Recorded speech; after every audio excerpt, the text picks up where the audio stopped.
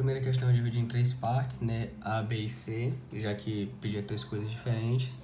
E na primeira parte foi pedido a força de cisalhamento.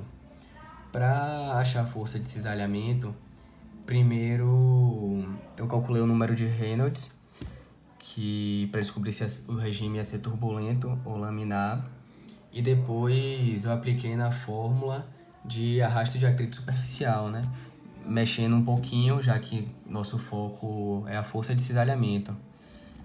E substituindo os valores, eu tive que a força de cisalhamento na placa 1, aqui a gente pode ver que eu usou a velocidade 5 metros por segundo, que era a velocidade da primeira placa. A gente teve a força de cisalhamento igual a 271,84 newtons. E para a segunda placa, né, a placa de baixo, teve que ser dividido, já que cada placa estava se mexendo em uma velocidade diferente.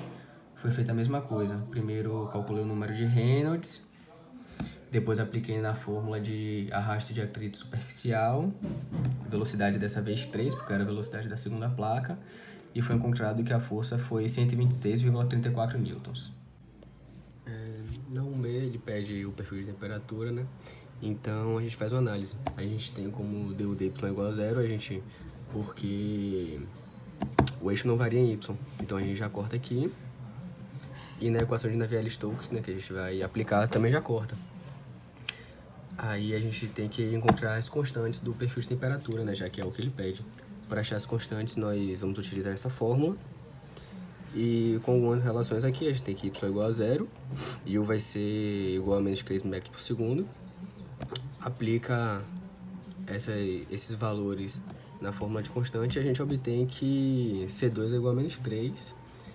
Alterando um pouco algumas contas, a gente consegue obter também que C1 é igual a 533. Utilizando a mesma fórmula de Navier-Stokes, a gente agora vai botar que não varia no eixo Y, ou no eixo X, desculpe, por conta da condição de não escorregamento. Então a gente já corta no eixo X, mexe na conta e a gente já tem aqui uma equação que seria a equação do perfil de temperatura. Só que a gente ainda não tem todos os valores das constantes.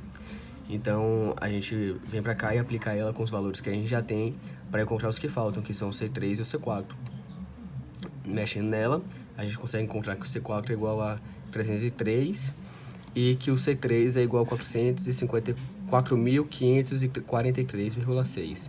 Substituindo todas as constantes, né, que a gente já achou, C1, C2, C3, C4, na fórmula do perfil de temperatura, a gente tem que o perfil de temperatura é esse, que TY é igual a menos 214.416,74 y ao quadrado, mais 4.549,6 y, mais 303. E esse fica sendo o perfil de temperatura. Aqui não sei, como a gente já tem o perfil de temperatura, a gente vai derivar ele e passa o valor para lá, a gente divide pelo valor do y, e a gente vai encontrar que a temperatura máxima vai ser quando o y for igual a 0,0106 metros. A gente pega, substitui esse valor, procura o t de 0,0106 metros, substitui na equação e a gente vai encontrar que a temperatura máxima vai ser 327,09 Kelvin. Bem, na segunda pressão, ele quer o coeficiente convectivo local, né, na metade da placa. Então, a gente primeiro vai ter que fazer Reynolds. Como é na metade da placa, a gente vai usar 2,25, né, e a gente vê que o regime é turbulento.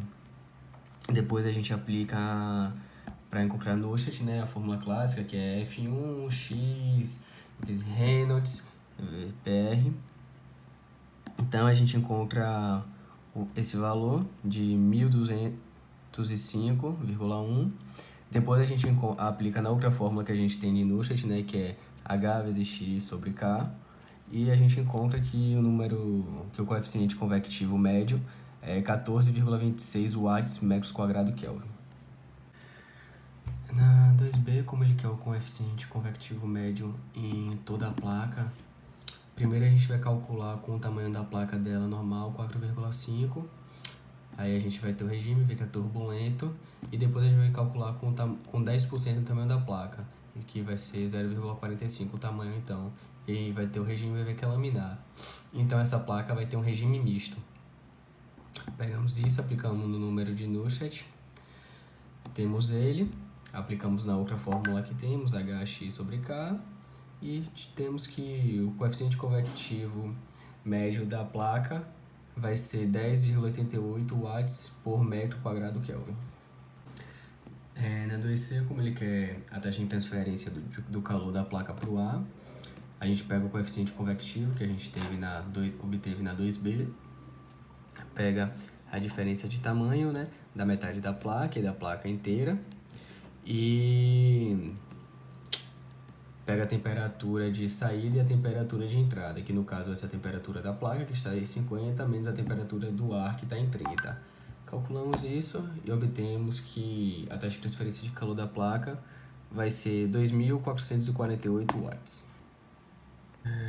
Bom, na 3, você pediu para, usando a analogia de Reynolds, calcular o coeficiente de atrito do ar com a placa, né?